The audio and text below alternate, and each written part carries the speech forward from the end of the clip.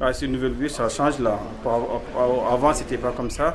Comme c'est une nouvelle vie, moi j'ai vu les gens, la réaction qu'ils avaient dans l'ancien foyer et la réaction qu'ils ont maintenant. De permettre à des populations de s'intégrer encore pleinement dans le quartier. Super, bravo. Alors je vais donner Un point chacun. un souvenir.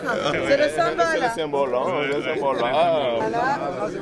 Messieurs les élus du 20e.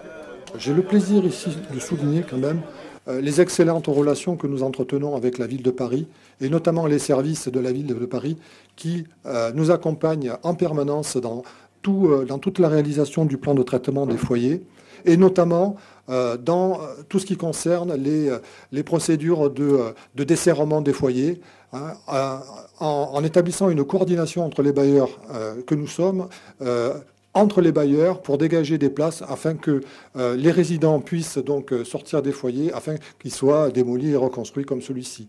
C'est pourquoi la ville de Paris avait décidé dès 2005 de reprendre le pilotage du plan de réhabilitation des foyers de travailleurs migrants parisiens.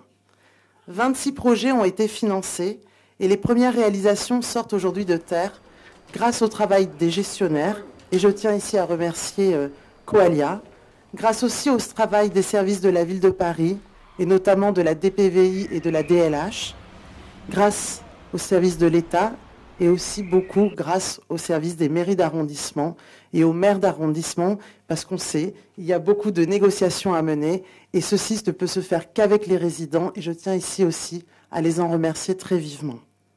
Mais la réhabilitation, ce n'est pas seulement rénover des murs, c'est aussi bâtir un projet de vie avec la participation des résidents. Et je tiens tout particulièrement à vous saluer, vous qui vous mobilisez. Aujourd'hui, c'est finalement un jour de joie parce que voilà, nous sommes dans l'aboutissement d'un long cheminement qui a commencé avec justement cette concertation, ce travail de réflexion autour de la rénovation des foyers de travailleurs migrants pour en faire maintenant des résidences sociales. Je me souviens des premières réunions qu'on a eues dans l'ancien bâtiment, où effectivement il y avait quelquefois des tensions, des incompréhensions, des peurs. Et finalement, avec le dialogue, on est arrivé à ce résultat qui est magnifique, qui est beau. Et je dois, féliciter aussi les résidents qui sont ici, vous, qui nous avez vraiment aidés à faire en sorte que ce programme soit une réalité. C'est chez vous, monsieur ? Ah, merci de nous inviter chez vous. Des volets métalliques qui fonctionnent bien. Des volets métalliques fonctionnent très bien. D'accord. Sanitaire génial. Comment on gère le fait qu'on ne pas se retrouve en surnuméraire ? J'imagine que pour vous, c'est très compliqué aussi à gérer. Mais là, on vient de livrer une nouvelle résidence pour éviter que dans 10 ans, elle se retrouve dans la situation d'autres résidences. Comment on travaille cette question-là ? C'est tout l'enjeu de la transformation des foyers en résidence sociale. La difficulté qu'on avait avant en foyer, c'est que la responsabilité, elle était diluée puisque c'était des chambres collectives. Impossibilité d'aller chercher la responsabilité d'un résident du fait que ça soit collectif. Aujourd'hui, c'est du logement autonome, mais surtout complètement privatif et individuel. Avec un bail. Une seule personne, un contrat de résidence. Donc aujourd'hui, on a évoqué effectivement et discuté dans le cadre du réemménagement du fait qu'aujourd'hui, ça serait plus possible d'accueillir des surnuméraires, entre guillemets. Bonjour, excusez-moi de vous déranger. Oui. Bonjour, monsieur. Bonjour, madame. Oui, ça va. Oui, ça va bien. Bonjour, ça va bien ? Oui, donc celui-là est un petit peu plus grand. Oui, elle est un peu plus grande. D'accord. Ah, c'est ça. Ah, ça va? D'accord. Ouais. Alors, comment vous vous sentez ici ?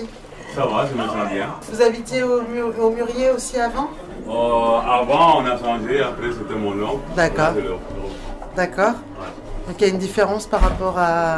Par rapport à avant, ouais. On est content. Ah. J'ai été élu par des gens qui m'ont fait confiance.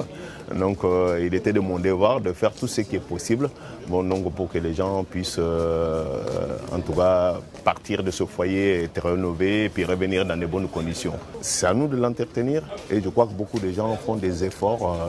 Même les papiers que j'aimais, c'est des gens qui ont fait des efforts, ils ont fait un travail colossal.